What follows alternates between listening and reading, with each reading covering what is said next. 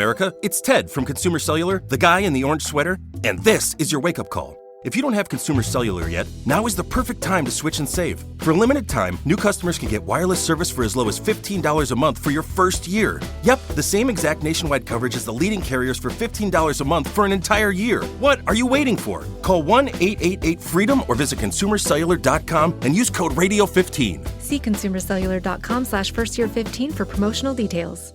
Lucky Land Casino, asking people, what's the weirdest place you've gotten lucky? Lucky? In line at the deli, I guess? Aha, in my dentist's office. More than once, actually. Do I have to say? Yes, you do. In the car before my kids' PTA meeting. Really? Yes. Excuse me, what's the weirdest place you've gotten lucky? I never win and tell. Well, there you have it. You can get lucky anywhere, playing at LuckyLandSlots.com. Play for free right now. Are you feeling lucky? No purchase necessary. Void where prohibited by law. 18 plus. Terms and conditions apply. See website for details.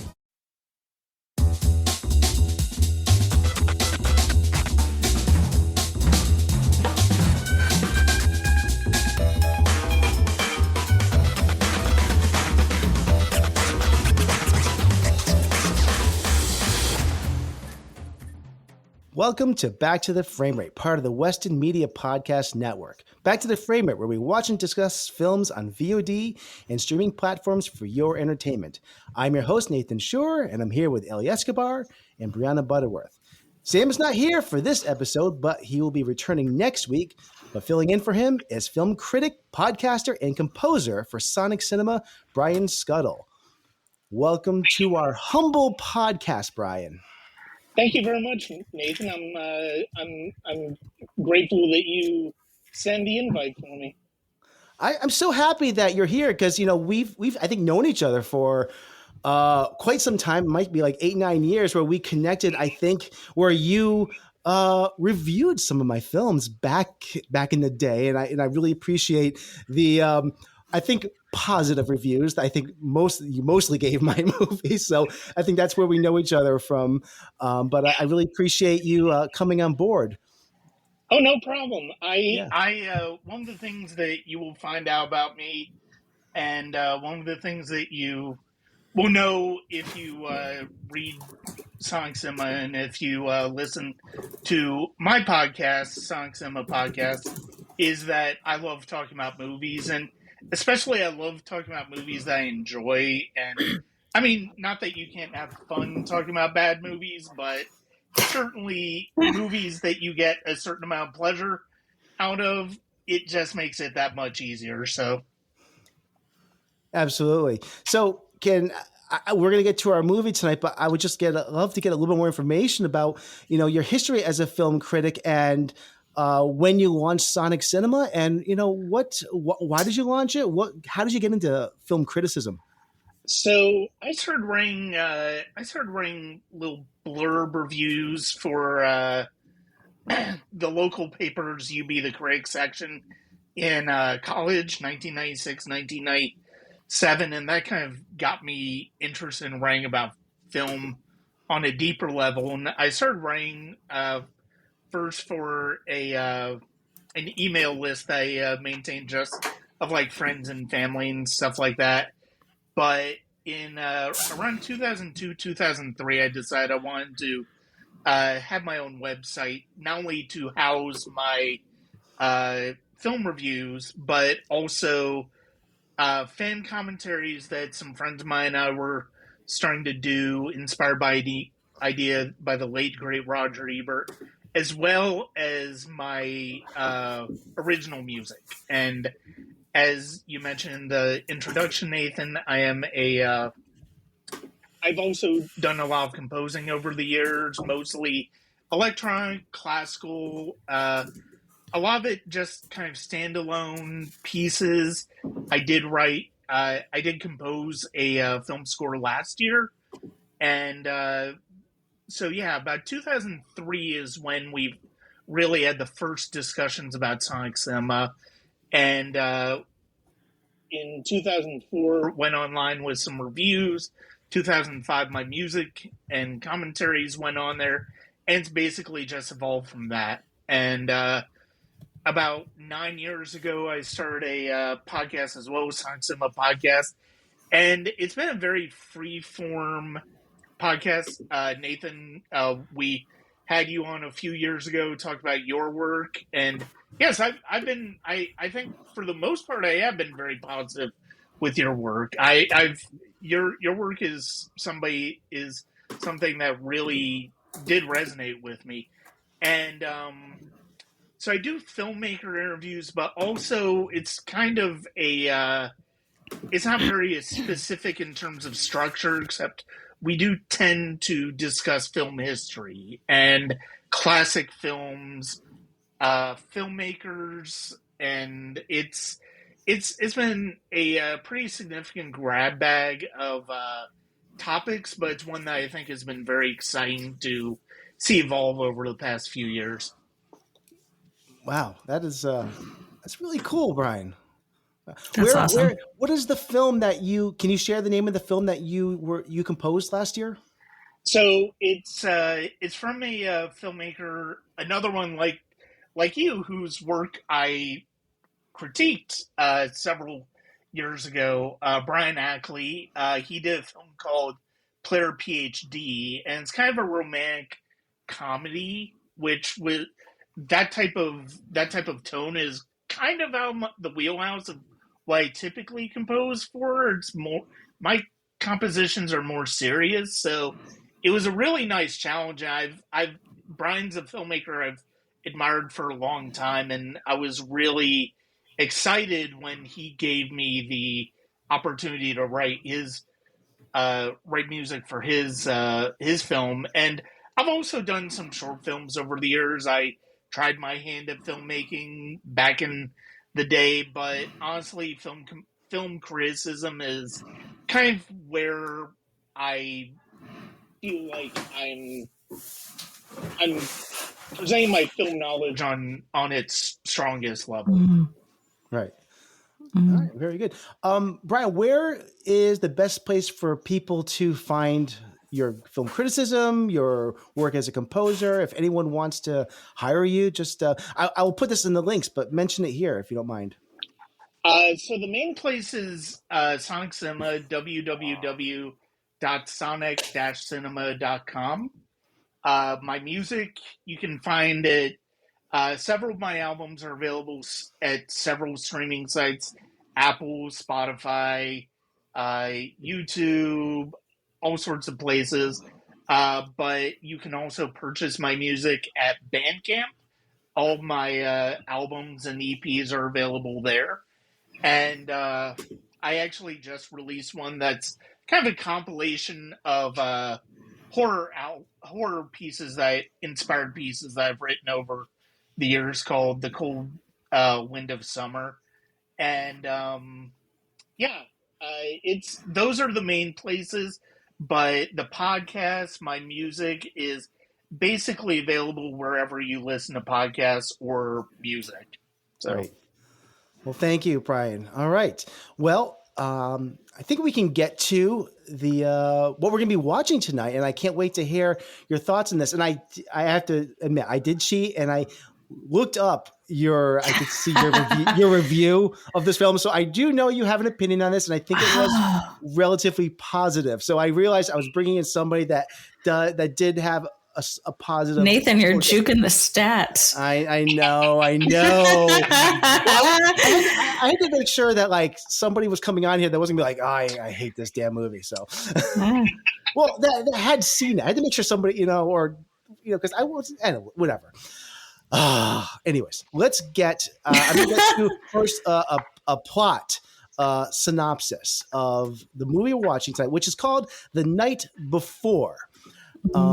Here we go. So, in December 2001, Ethan Miller loses his parents in a car accident. His best friends, Isaac Greenberg and Chris Roberts, resolve to spend every Christmas Eve with him so he will not be alone. The three learn about the exclusive Nutcracker Ball party, but they are unable to find it. They continue their collective holiday tradition for many years until 2015, when they finally decide to end the tradition. Chris, now a famous football player, and Isaac, married with a baby on the way, worry that Ethan, a struggling musician working dead-end jobs, is not ready for the tradition to end. At work, Ethan steals tickets to the Nutcracker Ball. Before embarking on their last Christmas Eve together, the friends meet at Isaac's house, where his pregnant wife, Betsy, gives him various illegal drugs, including... A badass move. including magic... You got them all on Craigslist, which is perfect. This is like 2015, right? So... I love that. Including magic mushrooms and cocaine. The friends stop first at Rockefeller Center Christmas tree, where Ethan reveals the tickets to the ball. In an attempt to impress his teammates, Chris purchases marijuana from their former high school dealer, Mr. Green. At a karaoke bar, the friends run into Diana, who recently broke up with Ethan due to his failure to commit, and her friend Sarah, both of whom are also attending the Nutcracker Ball. Isaac, affected by the drugs he took, records a video phone message confessing that he is terrified of having a child. Chris hooks up with a supposed fan who steals his marijuana. This is great. The friends contact Mr. Green again, who meets them at Chris's mother's, where they have dinner. She encourages Ethan to make up with Diana, and Isaac realizes he has accidentally switched phones with Sarah, and he begins to receive sex. While they search for Isaac's phone, the thief steals Chris's marijuana again. The friends split up, and Chris wants his marijuana back. Isaac wants his phone, and Ethan wants to go to the party. Chris fails to recover his marijuana, but through the thief learns the true value of his friends. Isaac, hallucinating from a mixture of drugs, meets his wife and her family and vomits during midnight mass. Ethan is beaten by two drunk pub-crawling men dressed as Santa after defending the spirit of Christmas. Meeting back at a subway station, the tension between the friends explodes as Ethan reveals that he and Isaac know Chris's sudden success is due to steroids, and Chris reveals that he and Isaac think Ethan is lost. Despite the revelations, the friends go to the Nutcracker Ball. Chris learns that the teammates did not need the marijuana he struggled to obtain and mock him for a video shot earlier with his friends. Isaac retrieves his phone, learning Sarah never revealed his video message. Ethan finds Diana and spontaneously proposes to her in front of an entire party with Miley Cyrus. Well, this is not a badass move. No. While she accepts publicly, she declines in private, saying that he only proposed out of fear of losing his friends. Ashamed, Ethan goes to the roof where he finds Mr. Green, who reveals that he is the creator and the host of the Nutcracker Ball. After experiencing a memory of his friends initiating their yearly ritual, Ethan rejoins Chris and Isaac, who have been thrown out after an altercation with Chris's teammates. As morning dawns, the friends reconcile just as Isaac receives a message that Betsy is in labor. Rushing to the hospital in Mr. Green's car, they discover it was a false alarm. Mr. Green is revealed to be an angel, helping the friends in order to earn his wings. Isaac shows his wife the video and admits she is also scared about raising their daughter. The trio spend Christmas Eve at Isaac's, after which Chris has dinner with his mother and admits to using steroids. Ethan goes to Diana's, where he apologizes for his behavior and not being ready to commit. Admitting that she has missed him, Diana accepts his request to finally meet her parents. 1 year later, the friends and their loved ones spend Christmas together. Isaac's baby cannot sleep, so the trio serenade her with Run DMC. Wow. What a ride. What a ride that movie was. So we have nothing left to talk about. No, I think we have a lot to talk about. Yeah, that went on longer than I thought it would. It was great. I felt like I was seeing it in my mind's eye. So for people at home, you could just speed that up to like 2 or 3 times, and now you can slow it down again. So here we go. I'm just going to play a quick trailer from the night before. 'Twas the night before Christmas, and all through the borough the children were snuggled, their presents wrapped thorough. But this tale's not about presents or Santa or ponies. It's about 3 dudes, 3 bros, 3 ride or die homies. Gentlemen, 14 years ago to this very night, I lost my parents. And you guys have been with me every single Christmas since then. You knew. But tonight, we have decided to end this tradition. Chris is just too famous to hang out with us anymore. And Isaac's about to have a baby. You have been such a rock throughout this whole pregnancy. Tonight, just focus on yourself. Whoa, shrooms? Is this cocaine? You haven't done cocaine for 11 years, I don't think. Yeah, no one has, I don't think. Holy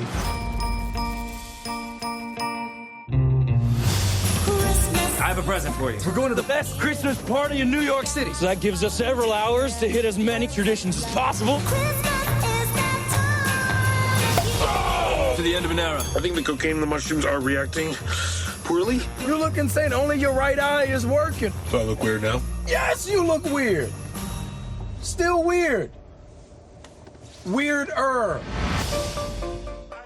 All right, that was a clip from the trailer for The Night Before. Brian, I think we'll open with you. Could you please tell? First of all, I want to ask you. You obviously have seen this movie before. Is this the second time you've seen this? What is your relationship to this movie? I'd love for you to tell us first about this. Maybe a little bit what your relationship is with director Jonathan Levine. Have you a fan of his movies in general? Where do you stand with this? So this is a film. I think I ended up. I think I saw it a bit.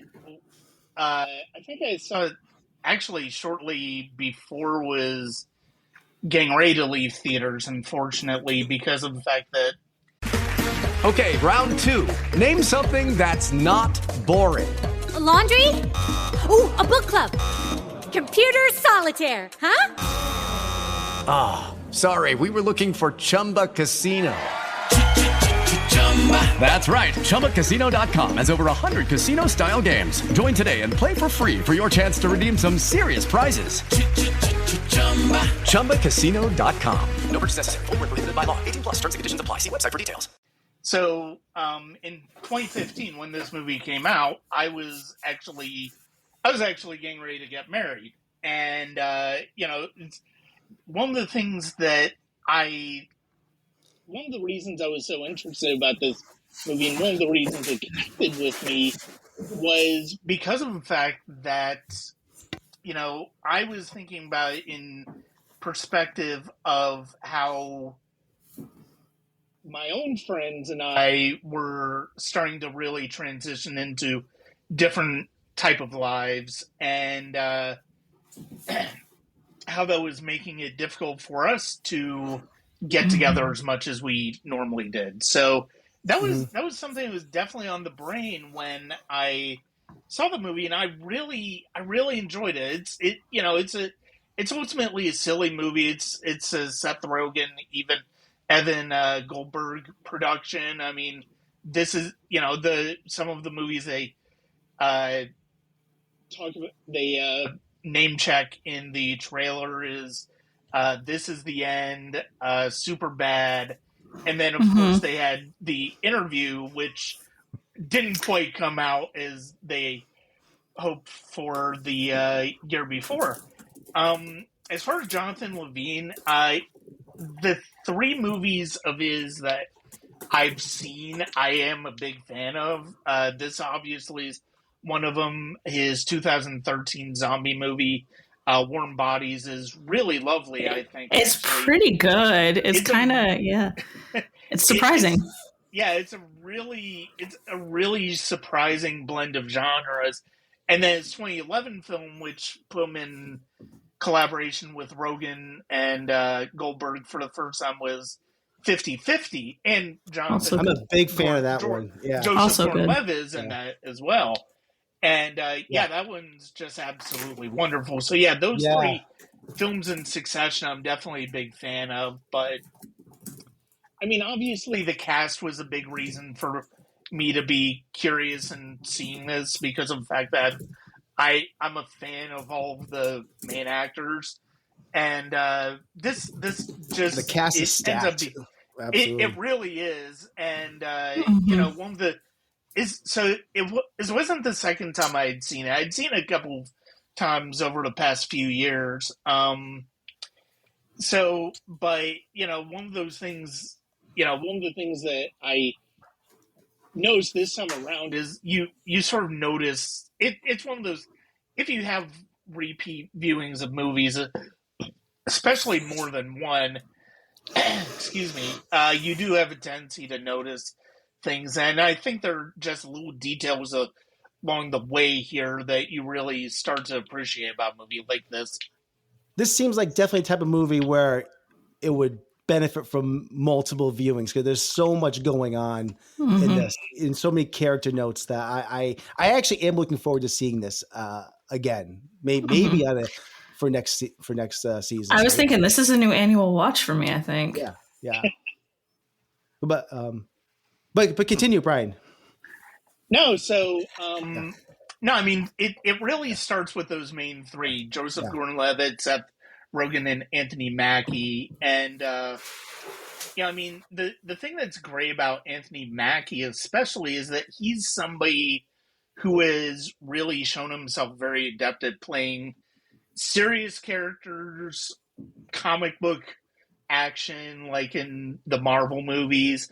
But then also can get really goofy, like in this, or even Michael Bay's Pain and Gain, which he was one of the main actors in. And the way that all three of these actors really bounce off one another, I think, is really important to them. The fact that they all, it's weird, it's surprising how believable, especially Seth Rogen's character. Yeah, I think I think the cast is what really endears me to this movie as much as anything, and it's not as, in addition to the main three, and Joseph Gordon-Levitt, somebody who I've actually always enjoyed watching ever since Third Rock from the Sun back in the 90s. That really showed a lot of his versatility, especially comedically. He shows it again here. I think he's somebody who can be very serious, but he can also be very goofy as well, and I think this gives him a good chance for that. Yeah. Well, thank you. All right. So let me ask you, what would you give this for a star rating from 1 to 5? 1 to 5, I would probably say a 3. It's a solid. I would say it's a solid 3 stars for me. It's pretty entertaining. I mean, I don't think there's anything. I don't know that I would say there's anything overly remarkable about this movie. It's just a really enjoyable time. Okay. Ellie, I want to hear your opinion on The Night Before. So I love this movie. I've seen it. This is the second time I've seen this movie, and it never fails to make me laugh so hard. I love the relationship. The well played out relationship between Rogan, Mackie, and JGL.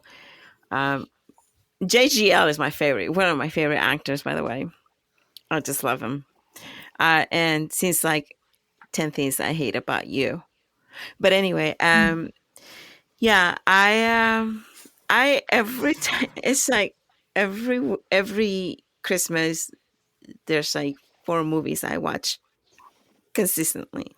This is tradition for you, this one?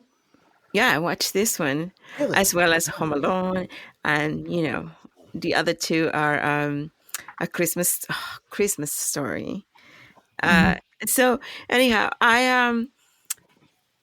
what can I say? It's one of those movies that if you're not, hey, don't miss out on this movie. Honestly, people, if you're listening, and if you want to really laugh really hard for Christmas, and who doesn't need a laugh, right? Because the times we're living in right now requires a laugh, and I could not stop laughing, like from beginning to end.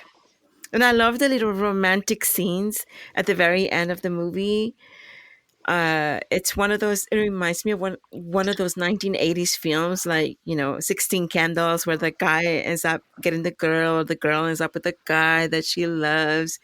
And what else? I gotta say though, I felt like the movie kind of overstayed its welcome a little bit at the end. I was. What does that mean? Overstayed its welcome. I'm watching. I thought the movie should have ended after the rooftop, where the three friends reconciled, and felt like that was where the heart of the movie was the three friends coming together and coming to an understanding. And I felt like I got my emotional. Like, I think if you don't have that last scene, I think Lizzie Kaplan's role is thankless. Yeah, and I love her. It is true. But I felt like it was one of those situations where there was like multiple endings. I can't get enough of JGL, so as much as I can watch him, I will watch him. Because I just love JGL, all right? I don't care about Rogan because he's kind of not very good looking. But, I'm just being honest. There's a lid for every pot. But Mackie, come on. Mackie's hot, okay, too. So, anyway, Mackie's hot, somebody you'll have an affair with. JGL is someone that you'll actually married. And then Rogan is somebody that just chill with and hang out with to make you laugh. That's how I categorize. It's just F, marry, kill the cast. What? I'll tell you about this game after. So I love the relationship between the three of them. It's like that those three friends that you go out with since high school or elementary school, and you kind of go away and you come back and you pick up where you left off. Yes, I love That's it. a great way to describe it. It never changes. And you know what? You can argue your butt off about every single thing and not come to an agreement, but eventually you're still friends anyway. It doesn't matter because you know what? I hate you, but I love you anyway. That's how they play it off. And I love one of my favorite favorite characters is Ileana Glazier. Same. She's badass, okay? She is so badass. When she's in the toilet, just like, poop, poop. You can go poop.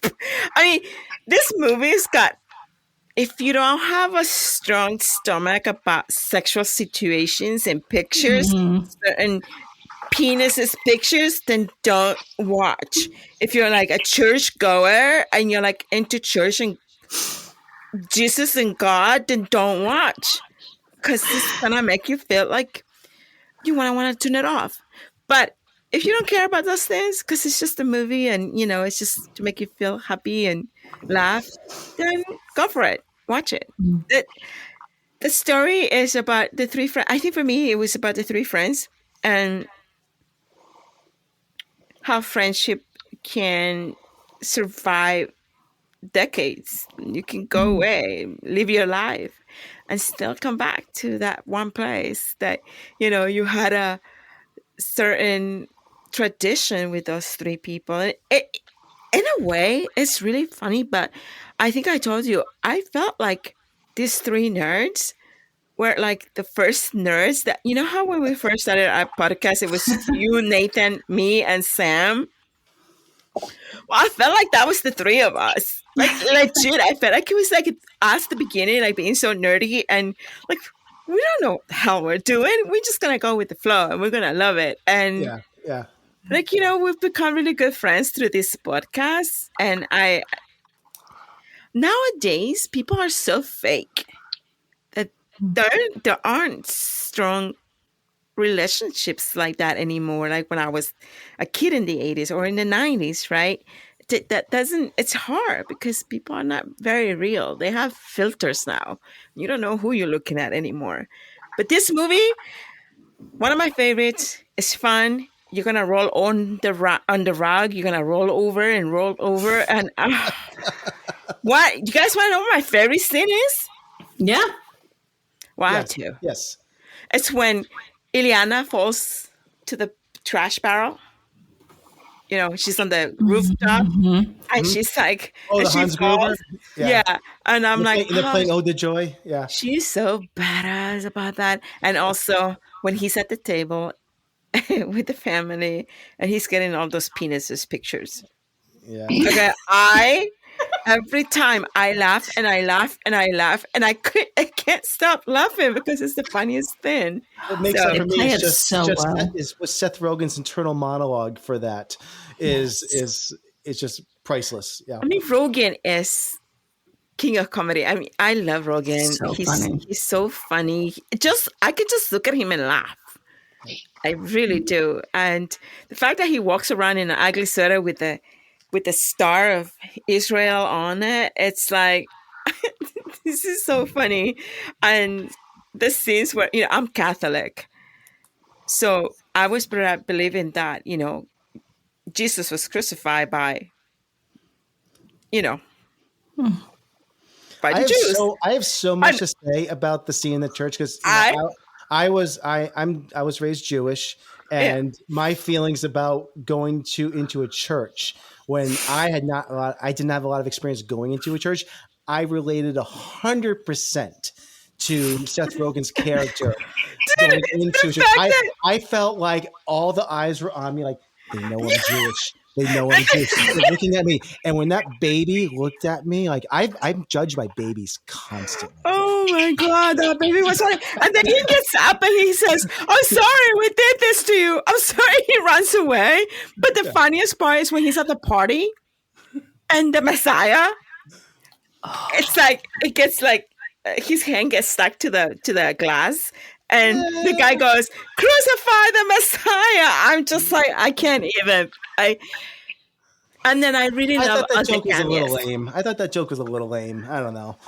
You gotta be Catholic to enjoy it, though.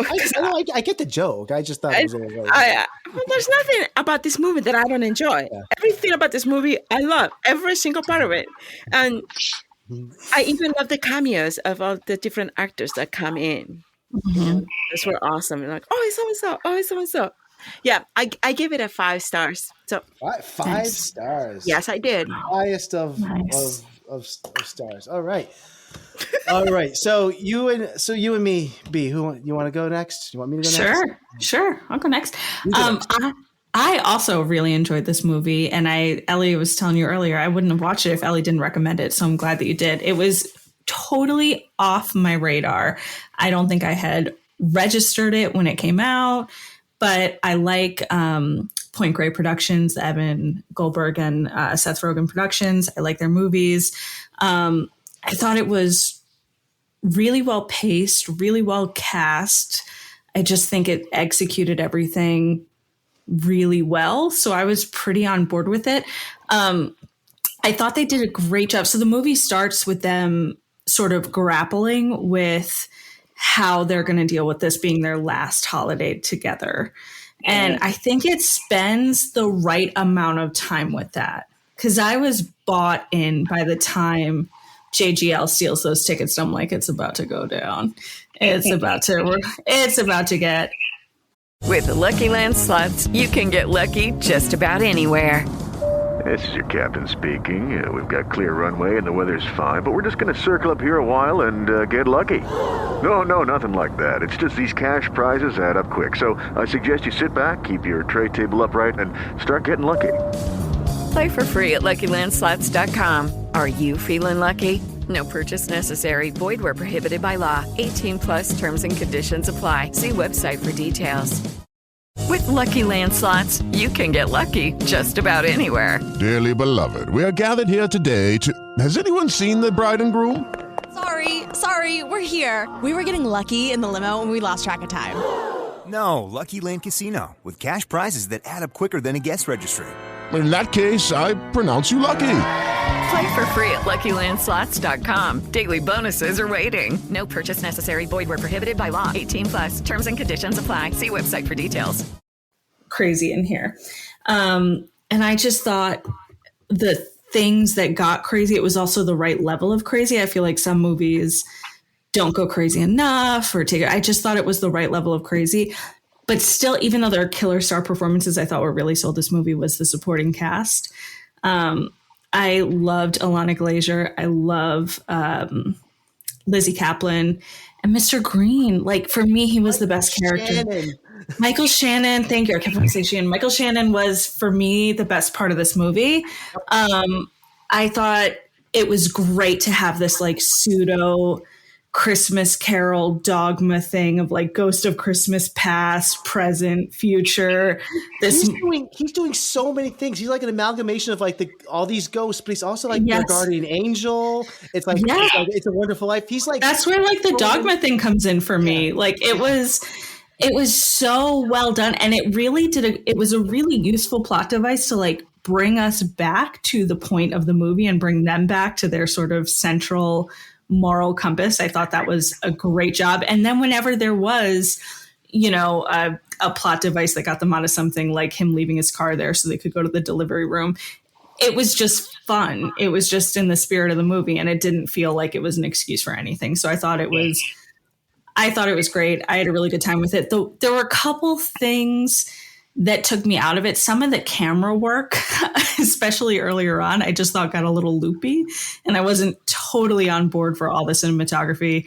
But I know that's another one of Seth Rogen's guys. And I also was kind of shocked this movie was made in 2015, because this feels like a 2008, 2009 movie in its heart. I say the same thing. It feels like that. Yeah. It feels like that. But it doesn't feel dated. Like it doesn't feel stale, I guess. It just does feel like a different era of comedy. So I'm wondering if maybe that's why it didn't sort of live on in the cultural zeitgeist. If this movie had come out like maybe 6 years earlier, would it be a different conversation? Would everybody know this movie? It just felt like we were at a different place in comedy in 2015.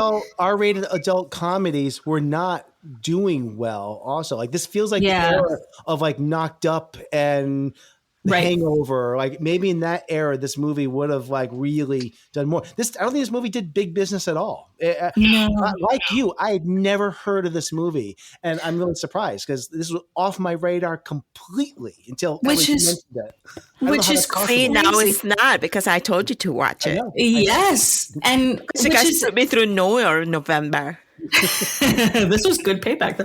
But I was like thinking, I'm like, why isn't Anthony Mackie in more Seth Rogen movies? Like he talked about how much he loved working with him and the director, and I was like, oh, because 2015, like Marvel's coming up. Like Anthony Mackie very quickly moved on. So it was just interesting because I wouldn't have pegged this for it coming out when it came out, but that didn't really affect my enjoyment of the film. I thought it was really fun. I thought the supporting cast did a great job at making it feel like making it feel grounded where it needed to feel grounded, making it feel crazy where it needed to feel crazy. I'm not articulating this very well, but I thought it was great. I give it a 3.5. 3.5. Yeah. I think as far as it's crazy when it's supposed to be crazy, grounded when it's supposed to be grounded, that's Levine as well as a filmmaker. I mean, you think about 50-50, and there's some moments there that are just really silly, like when Joseph Gordon-Levitt's character is leaving the chemotherapy section. And he's taken the pop brownies, and he's having those moments of just, feeling the highs starting to kick in, and he's got those moments that are just crazy when they're shaving his head is really funny. But then obviously all of the stuff, all of the things in that movie that's grounding and. But yeah, I mean, as far as why this makes the payoff work. Yeah. But yeah, as far as why this didn't do as well, I mean, yeah, I think it is. If they'd come out around the time of those other really successful Judd Apatow, Seth Rogen, Evan Goldberg movies, yeah, it would have been more successful, I think. But yeah, to your point, I mean, the time had kind of come and gone, but I'm glad that I'm glad that it ended up coming out at all. Just same. I mean, like if this had come out in like 2019, 2020, it would have been for probably Netflix, and it would have been lost in the algorithm. So absolutely, yeah. All right, well. I think everything that's been said, I'm just going to echo. So I'm not going to really say much because I agree with almost all the love that's already been said for this film.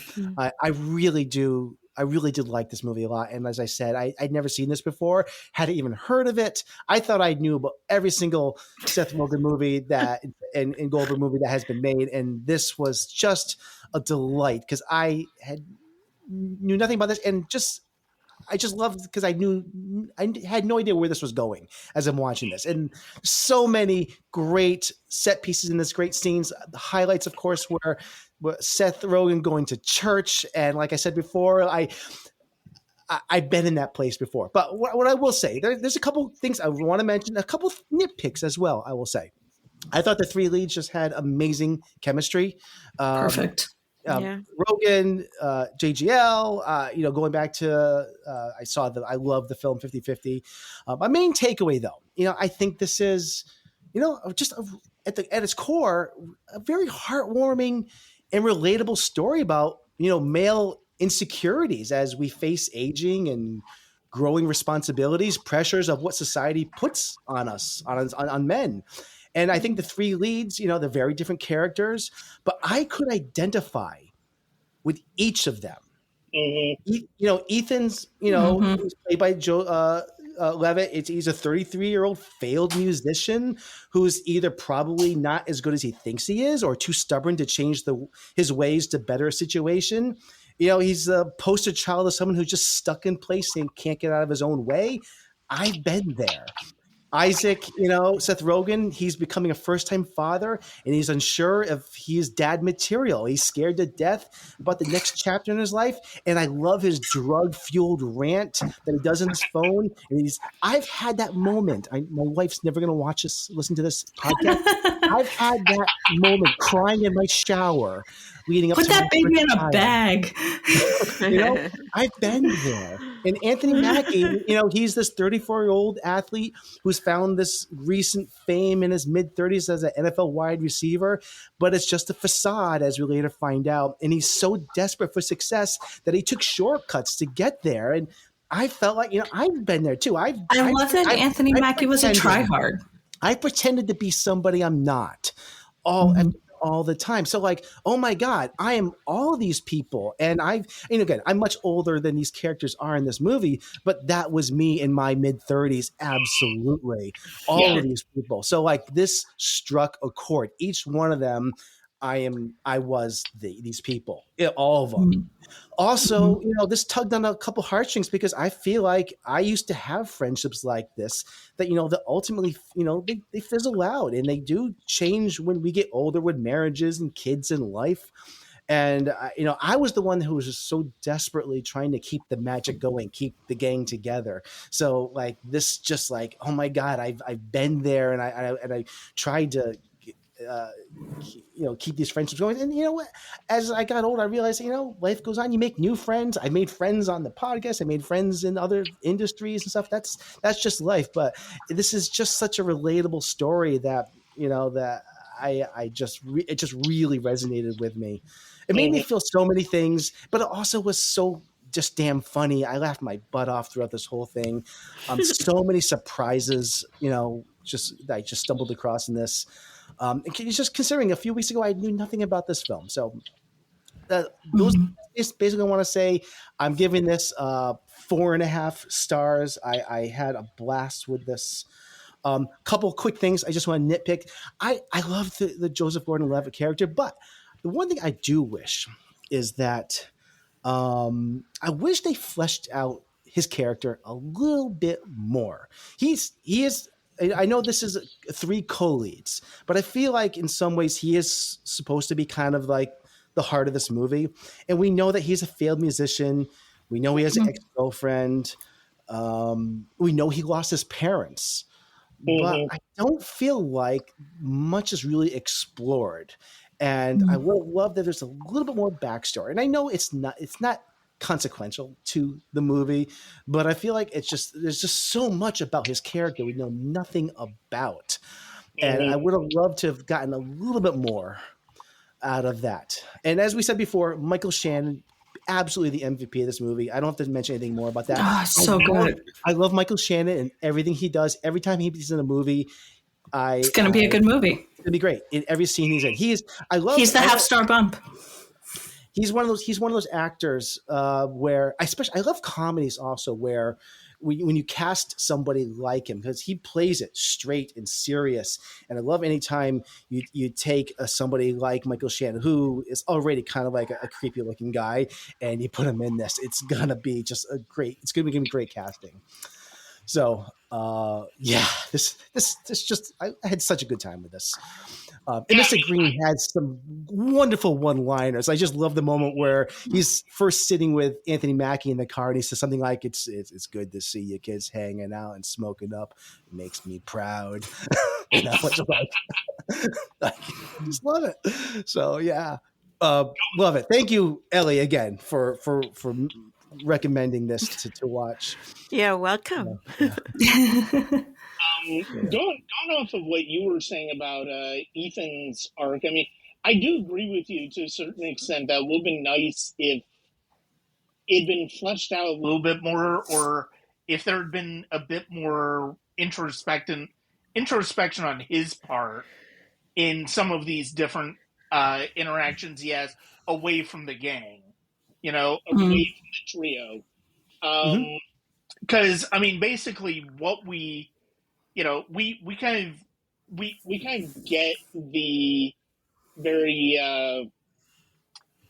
simple interpretation of why he's not really able to move on as,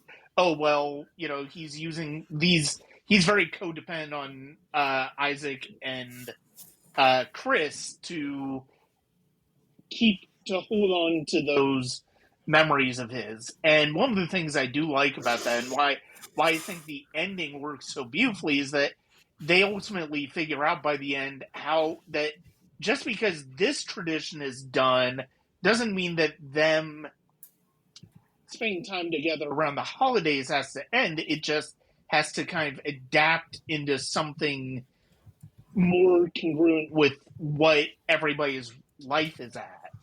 And I do love that. Elena Glazer she cracks me up every time I see this movie, and I completely forget how absolutely wonderful and chaotic she is in this. She has such an energy to this that works so well. When she throws the Legos to make him fall down, just like pocket Legos or pocket miniatures. Micro machines. Whatever. And Chris is like, she home alone me. Yeah. But and one of the things I do really like about this film is that the concept of it being I feel like there's a genuine affection for Christmas movies in this movie. Mm-hmm. Yes. It's not just a setting for this movie. I feel like there's a genuine affection for comedies set at Christmas or what the holidays represent. I mean, you kind of see that in Ethan's run-in with the drunk Santas.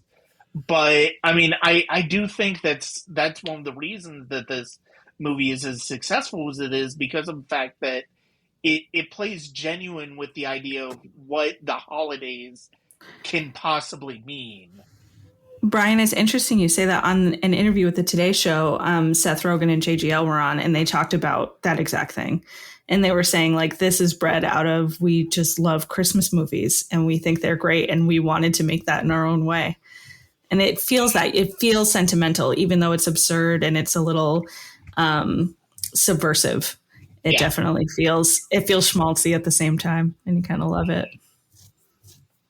Yeah, it is. One other side note, I was thinking just now, it is rather unfortunate that on the phone text that James ends up being James Franco. Yeah. And knowing about his accusations, it's reasonable to think that the pictures that was being sent probably really was him. It's still a very funny scene, though, because of the fact that, I mean, and yes, I agree with you. It is unfortunate now. I mean, kind of 2015. the moment, It was a good cameo. But I mean, he was in with Rogan and Goldberg for years. Pineapple So Express. He was in the club and End of the World. Yeah. But no, that's still hilarious scene. And I mean, Rogan. Yeah. That's probably some of Rogan's funniest work on cameras. That is the reactions that we get from him as each text is coming in, and to Ellie's point, the internal monologue as those texts are coming in. It's hilarious. It is. He just resigns to the fact of what he has to do. There's just that was so well done. Yeah. It's great. Well, his fate is sealed. You know, he knows it. Can we talk about how wild the Nutcracker Ball actually was for a second? It was. You know what? I was a little disappointed. It was an off the hook party, but it was not like as insane as it could have. There was a train. They really wonted you. Yeah, it was a cool entrance, and in 2015, you know, Miley Cyrus at a party was pretty awesome. But it was, you know, I feel like I've been to like a party like that back in late 90s. That right? Okay, maybe I wasn't that cool. I lived in LA, so I know, but I thought it seemed cool. I would have been happy to be there. Yeah, it was cool. I mean, how long was this night? I mean, like, did this party start at like 4 a.m? Probably. Oh, Mindy Kaling. We didn't talk about Mindy Kaling. She was there too. She was great. She did a great job. She didn't have a lot to do, but she did a good job with what they gave her. I liked her. Yeah. Yeah, and the fact that she basically becomes the third wheel between Rogan and Franco, and oh my god, that is absolute. And you see her trying to make her. She does that so well. It's hilarious.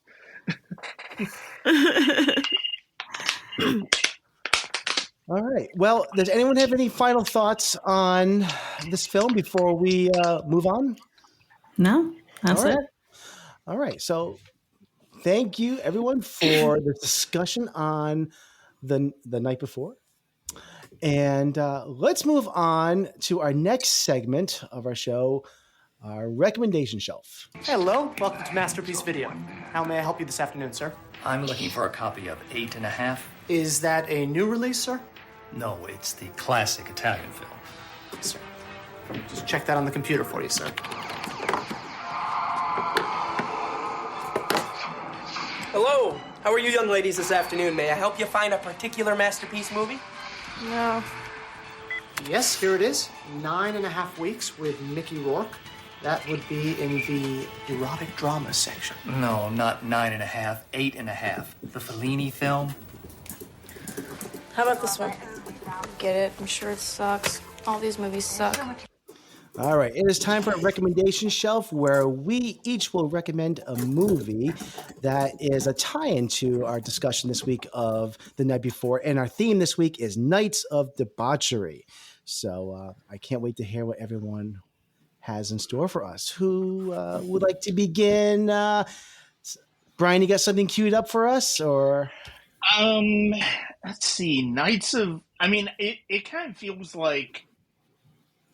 It feels like there's a few different ways to go here. Keeping with the Christmas theme, I would like to go ahead and put out Stanley Kubrick's Eyes Wide Shut, which is a very unconventional Christmas movie in and of itself. And I think with Bill Hartford's journey through the night, you definitely get the debaucherous aspect of it as well. Mm-hmm. I do love that film.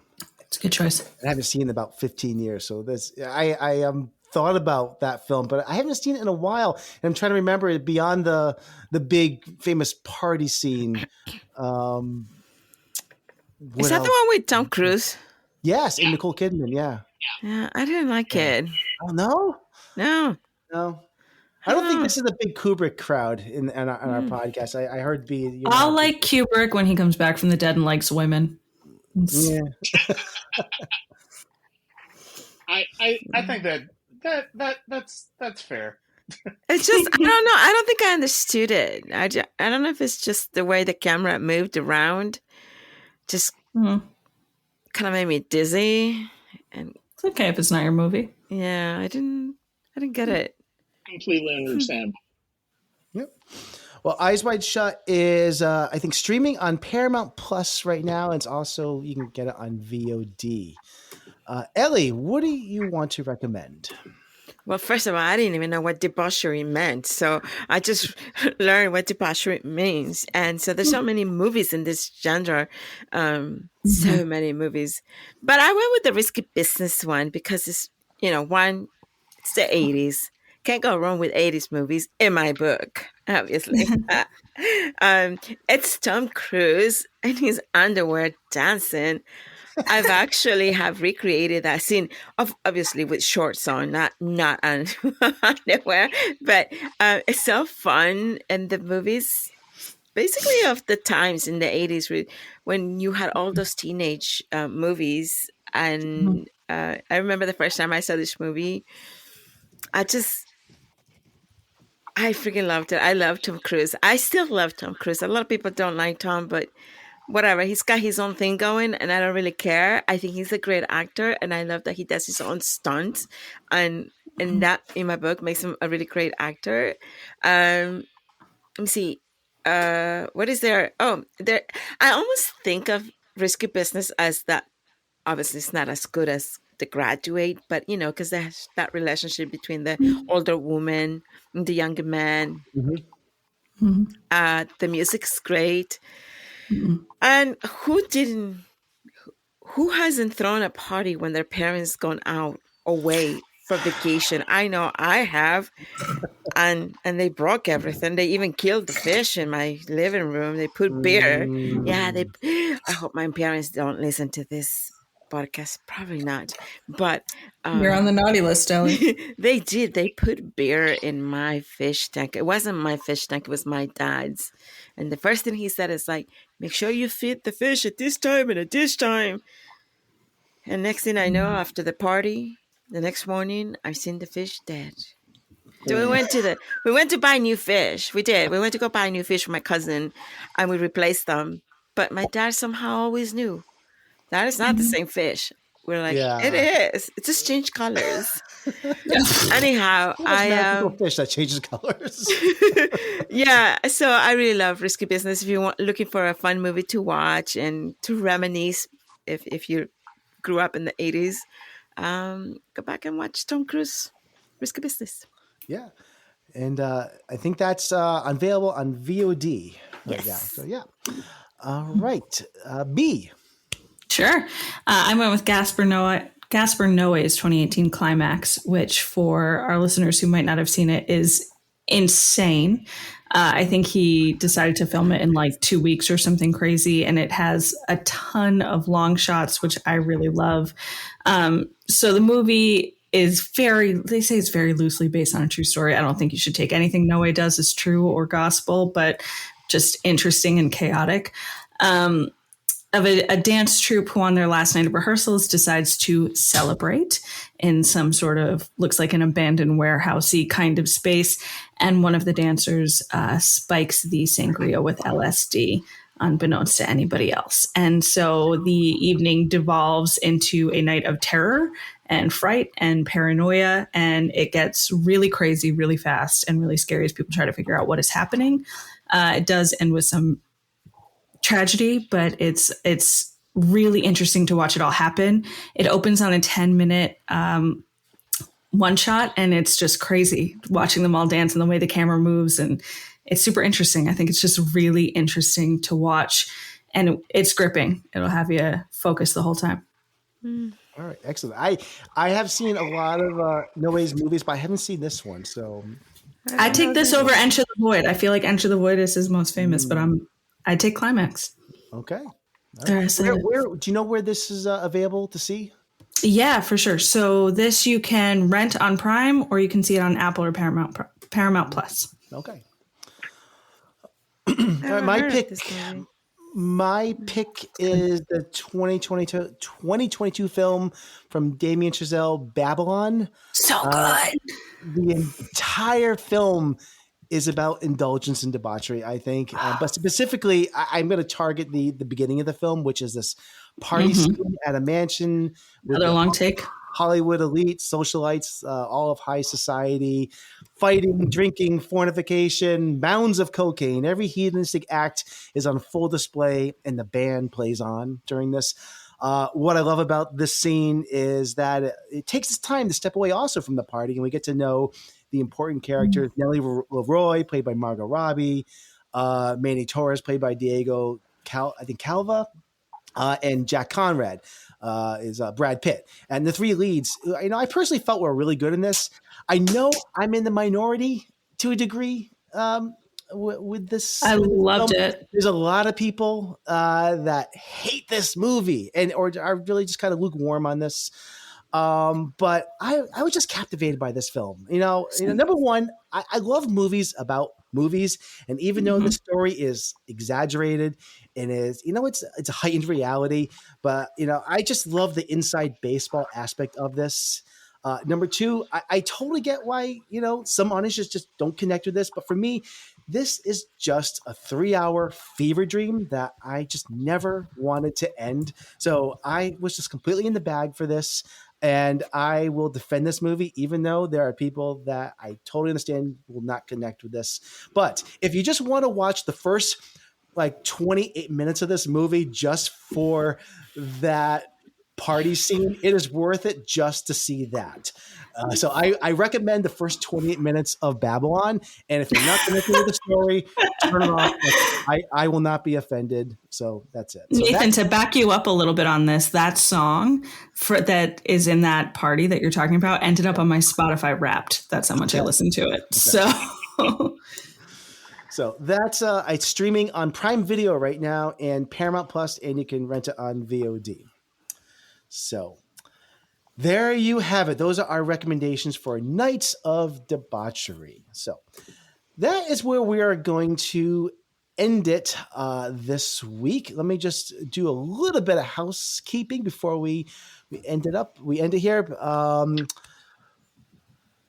Let me get my stuff together here. So if you agree or disagree with our opinions on Night Before, we'd love to know, because we would love to get your feedback. You can contact us at backtothe.framerate@gmail.com or connect with us on Facebook, Instagram, Threads, TikTok, and that is at Back to the Frame Rate.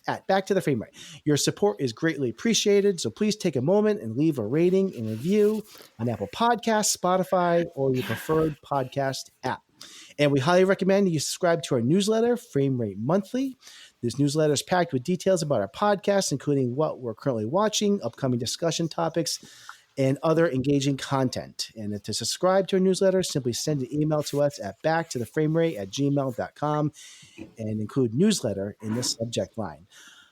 Brian, before we go, and could anything else you want to plug, drop any links or socials that you want to mention before we head out? Certainly. Once again, the website is www.sonic-cinema.com. You can basically follow my music and podcasts out from there. The podcast is on YouTube, Apple, Google, Spotify, Good Pods, basically wherever you listen to podcasts. My music is available on several of the streaming sites, but most especially you can purchase it through Bandcamp. And basically my reviews are www.sonic-cinema.com. As far as socials, I am at BMSKUTLE on Instagram and Threads. I am still on Twitter at this point, but sometimes I engage on there more than others. I am at SKUTLELEMUR, Skutle Lemur there. You can also find me on Facebook. I'm also at on Blue Sky. You can just look up my name, Brian Skutle, anywhere you are on socials. Great. Thank you. And we'll put all of these links in our show notes. So, all right. So thank you, everyone, for tuning into this week's show. So there you have it. That's it. The show is over. Goodbye.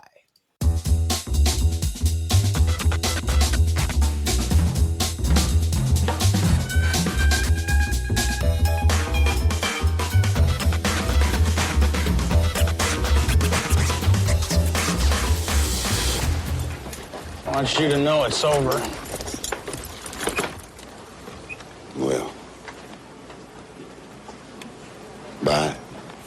This is where projects come to life. Our showrooms are designed to inspire with the latest products from top brands, curated in an inviting, hands-on environment, and a team of industry experts to support your project. We'll be there to make sure everything goes as planned, from product selection to delivery coordination. At Ferguson Bath, Kitchen, and Lighting Gallery, your project is our priority. Schedule your showroom consultation and see more from brands like Monogram at build.com/Ferguson.